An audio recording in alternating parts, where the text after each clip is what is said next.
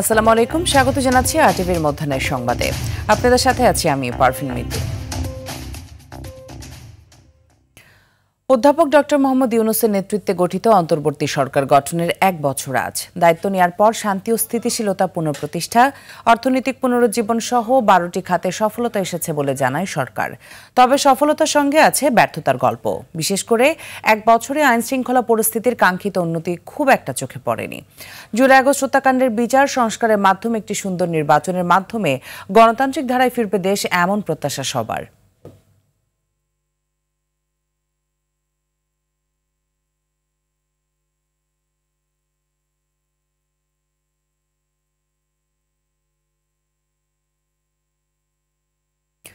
জুলাই সনদ বাস্তবায়নের পদ্ধতি কি ধরনের হবে তা নিয়ে রাজনৈতিক দলগুলোর সঙ্গে শিগগিরই 3য় দফায় আলোচনায় বসবে জাতীয় ঐকমত্য কমিশন বলে জানিয়েছেন কমিশনের সহসভাপতি অধ্যাপক ডক্টর আলী রিয়াজ। সকালে জাতীয় সংসদ ভবনের এলডি হলে জুলাই সনদ প্রণয়নের অগ্রগতি নিয়ে সংবাদ সম্মেলনকালে এই কথা জানান তিনি। কয়েকদিনের মধ্যেই একটি পূর্ণাঙ্গ খসড়া কমিশনের পক্ষ থেকে রাজনৈতিক দল ও জোটসমূহের কাছে পাঠানো হবে। ঐকমত্যের ভিত্তিতে রচিত এবং প্রত্যাশিত স্বাক্ষরিত সনদের বাধ্যবাধকতা নিশ্চিত করা এবং বাস্তবায়নের পদ্ধতি কি হবে তা রাজনৈতিক দলগুলোর সঙ্গে আলাপ আলোচনার মাধ্যমে নির্ধারণ করা দরকার।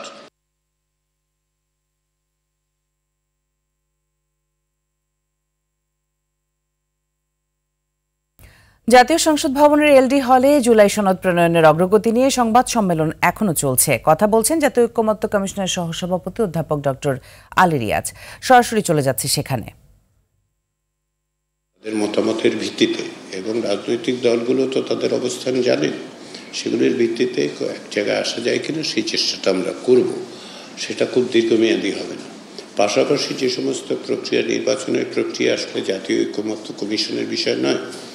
আমরা তো নির্বাচনের প্রক্রিয়ার সঙ্গে যুক্ত নই। এটা সরকার এবং নির্বাচন কমিশনই সিদ্ধান্ত নেবেন কিভাবে অগ্রসর হবেন।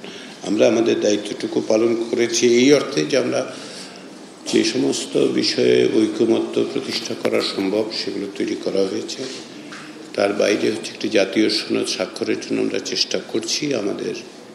আমরা আশা করি যে একটা ঐকমত্য কমিশন আশা করে যে একটি জাতীয় সনদ স্বাক্ষর করা সম্ভব হবে, দ্রুতই সম্ভব হবে এবং এর বাস্তবায়নের একটি পথ নিঃসন্দেহে তৈরি হবে। এর একটি আইনি বাধ্যবাধকতার জায়গা কিংবা সাংবিধানিক বাধ্যবাধকতা কবে কখন সেটা সেইভাবেই নির্ধারিত হবে, যেভাবে বিশেষজ্ঞ এবং রাজনৈতিক দলগুলো বলে। আপনাদের সবাইকে ধন্যবাদ। আমি জানি এই প্রসঙ্গে আমি একটু বলি যে এই পুরো প্রক্রিয়ার সঙ্গে আপনারা যে একটু বসুন, পুরো প্রক্রিয়ার সঙ্গে রাজনৈতিক দলগুলোর সহযোগিতার পাশাপাশি গণমাধ্যমের যে সহযোগিতা জাতীয় ঐকমত্য কমিশন পেয়েছে, আপনারা দীর্ঘ সময় দিয়েছেন, সেজন্য সমস্ত গণমাধ্যম এবং বিশেষ করে যে সাংবাদিকরা এখানে উপস্থিত আছেন, এই পুরো 5 মাসের প্রক্রিয়া আমাদেরকে বিভিন্নভাবে সাহায্য সহযোগিতা করেছেন।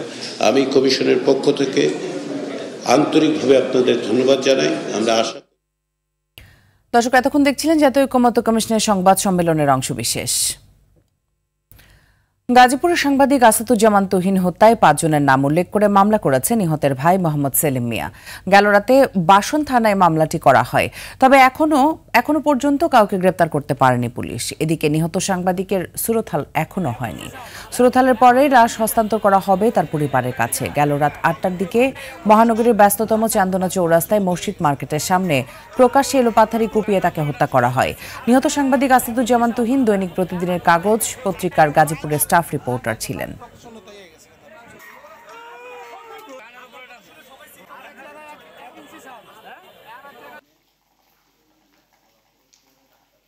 কিভাবে মানুষ পারে এরকম জঘন্য কাজ করতে? এমন ভাবে কুপাইছে যে মানুষের ভাবে কাজ করে না। আমি দৃষ্টান্ত শাস্তি চাই। আমি সুস্থ বিচার চাই।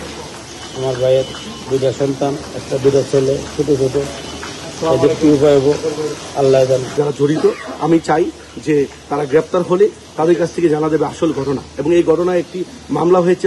এই পর্যন্ত কোনো আসামি গ্রেপ্তার হয়নি। দর্শক, এই মুহূর্তে গাজীপুর থেকে সরাসরি যুক্ত হচ্ছেন সহকর্মী আজহারুল ইসলাম।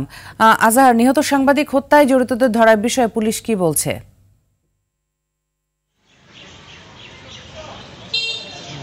শোকান্বিত। গাজীপুর আসাদুজ্জামান তুহিন গতকাল জানেন যে হত্যা হয়েছে গতকাল সন্ধ্যার পর। এই হত্যাকাণ্ডের ঘটনায় এখন পর্যন্ত পুলিশ কোনো আসামি ধরতে পারে নাই। তারপরেও তারা যেটা জানিয়েছেন যে তারা চেষ্টা চালিয়ে যাচ্ছেন আসামি ধরার জন্য, কিন্তু তারা ওইভাবে কোনো আসামি ধরতে পারছেন না। তবে তারা চেষ্টা চালিয়ে যাবেন। আর লাশ এখন সাজুদ্দিন মর্গে আছে। পোস্টমর্টম হওয়ার পর তারপরে তার গ্রামের বাড়ি নিয়ে যাওয়ার কথা, কিন্তু এখনো পর্যন্ত সুরত খাল তৈরি করার জন্য যে কাগজপত্র যা যা করার দরকার আইনগত যে যত কাজ আছে এই কাজগুলো কিন্তু এখনো পর্যন্ত মর্গে এসে পৌঁছে না। এর মধ্যে কিন্তু গাজীপুর প্রেস ক্লাবের সামনে সাংবাদিকরা মানববন্ধন করছেন। তারা জানিয়েছেন যে আসামি যাতে দ্রুত গ্রেপ্তার হয়, তাদেরকে আইনের আওতায় আনার জন্য তারা সাংবাদিকরা প্রেস ক্লাবের সামনে মানববন্ধন করছেন। তারা জোরালো দাবি জানাচ্ছেন পুলিশ যাতে এই সাংবাদিক হত্যার বিচার তাড়াতাড়ি করে। এইসব বিষয় নিয়ে কিন্তু আজকে প্রেস ক্লাবের সামনেই গাজীপুর প্রেস ক্লাবের সামনে মানববন্ধন করছেন সাংবাদিকরা। এই ছিল এখানকার সর্বশেষ অবস্থা। ধন্যবাদ আপনাকে আমাদের সাথে যুক্ত হবার জন্য। বিএনপির চাঁদাবাজিকে কেন্দ্র করে নয়, ছিনতাইকারীর ছিনতাইয়ের দৃশ্য ভিডিও করায় প্রাণ গেল সাংবাদিক মোহাম্মদ আসাদুজ্জামান তুহিনের। সিসিটিভি ফুটেজ বিশ্লেষণ করে এই কথা জানিয়ে পুলিশ বলছে, সাংবাদিক তুহিন হত্যার প্রাথমিক তদন্তে বিএনপির কারো সংশ্লিষ্টতা পাওয়া যায়নি। দীপ্তচন্দ্র পালের রিপোর্ট। বৃহস্পতিবার সন্ধ্যা 7টা সিসিটিভি ফুটেজে দেখা যাচ্ছে ছিনতাইকারীরা একজন মহিলার ভ্যানিটি ব্যাগ নিয়ে টানাটানি শুরু করেছে। সেই দৃশ্যের ভিডিও ধারণ করছিলেন সাংবাদিক মোহাম্মদ আসাদুজ্জামান তুহিন। ছিনতাইকারীরা মহিলাকে ছেড়ে ধাওয়া করে তুহিনকে। এই ছেলেগুলোকে দিয়ে তুহিন দৌড়ে পাশের মসজিদ মার্কেটের একটি চায়ের দোকানে গিয়ে ঢুকে। সেখানে গিয়ে তাকে এলোপাতাড়ি কুপিয়ে হত্যা করে ছিনতাইকারীরা। সেই সাংবাদিক বিএনপির এক নেতার বিরুদ্ধে চাঁদাবাজি নিয়ে লাইভ করায় তাকে হত্যা করেছে এমন তথ্যের প্রমাণ পায়নি পুলিশ। নারী ঘটিত বিষয়ের দ্বন্দ্বকে কেন্দ্র করে কিছু উচ্ছৃঙ্খল দুর্বৃত্ত যুবক প্রথমে বাদশা মিয়াকে উপর্যুপরি কুপিয়ে আহত করে। এই সিসিটিভির ফুটেজটি যখন সাংবাদিক তুহিন ধারণ করে, এই ধারণ কেন করেছে, কেন ডিলিট করছে না, এরকম এক বাদ বিতণ্ডার পর্যায়ে এসে তুহিনকে উপর্যুপরি আঘাত করে মেরে ফেলা হয়।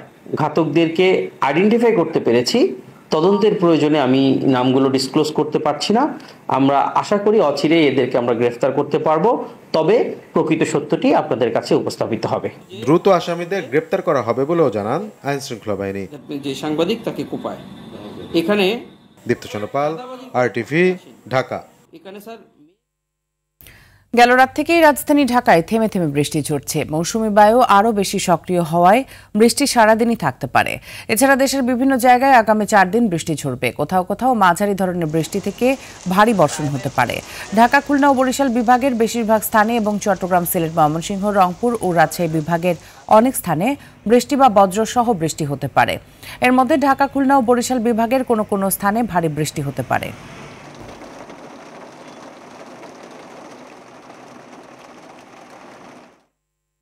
রাজধানীর বাজারে আবারও ঊর্ধ্বমুখী পেঁয়াজ ও ফার্মের মুরগির ডিমের দাম। প্রতি কেজি পেঁয়াজ খুচরা পর্যায়ে 15 থেকে 20 টাকা বেড়ে 80 থেকে 85 টাকায় বিক্রি হচ্ছে। ফার্মের মুরগি 1 ডজন বাদামি ডিম বিক্রি হচ্ছে 140 টাকায়।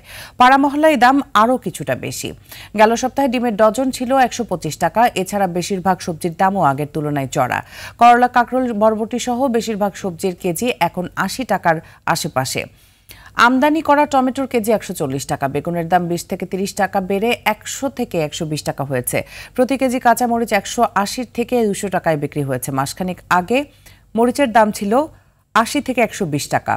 অন্যদিকে 1 কেজি ব্রয়লার মুরগি 170 থেকে 180 টাকায় ও সোনালী মুরগি 300 থেকে 330 টাকায় বিক্রি হয়েছে।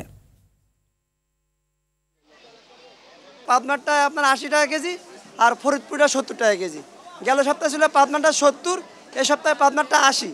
গত সপ্তাহের তুলনায় এই সপ্তাহে চলতেছে 135 টাকা লাল ডিমের ডজন, আর সাদা মুরগি ডিম আছে 125 টাকা ডজন। মুরগির দাম আজকে সোনালী বিক্রি করতেছি 330 টাকা, ব্রয়লার মুরগি বিক্রি করতেছি 165 টাকা, 170 টাকা, দেশি মুরগি 580 টাকা। দাম বেশি হলো, চালের দাম বাড়ছে, বাড়তি অবস্থায় আছে। তারও দাম বেশি মসুর ডাল। দেশি মসুর ডাল ছিল 130 টাকা, এখন 150-55 টাকা। ঢাকা-মাও এক্সপ্রেসওয়েতে মোটরসাইকেলের নিয়ন্ত্রণ হারিয়ে সড়ক বিভাজনের সঙ্গে ধাক্কা লেগে মোহাম্মদ সিয়াম নামে এক যুবকের মৃত্যু হয়েছে। নিহত সিয়াম রাতে লৌহজংয়ের মাওয়াঘাটে বেড়াতে এসেছিলেন। সকালে ঢাকার বংশালে ফিরে যাওয়ার পথে মুন্সিগঞ্জের শ্রীনগরে ওমপাড়া এলাকায় ঢাকামুখী লেনেই দুর্ঘটনা ঘটে। এদিকে ধামরায় ট্রাক চাপায় দেলোয়ার নামে এক মোটরসাইকেল আরোহী নিহত হয়েছে। গেল রাতে ধামরাই বাজার সড়কের মমতাজ হাসপাতালের সামনে দুর্ঘটনা ঘটে। প্রত্যক্ষদর্শীরা জানায় রাতে মোটরসাইকেলে বাড়ি ফেরার পথে একটি দ্রুতগামী ট্রাক তাকে চাপা দেয়। এতে ঘটনাস্থলেই তার মাথায় মারাত্মক আঘাত লাগে এবং কিছু অংশ থেতলে যায়। ঘটনাস্থলেই মারা যান তিনি। মধ্যাহ্নের সংবাদ এ পর্যন্তই। দুপুরের সংবাদ 2:45। দেখার আমন্ত্রণ রইল। ধন্যবাদ সবাইকে।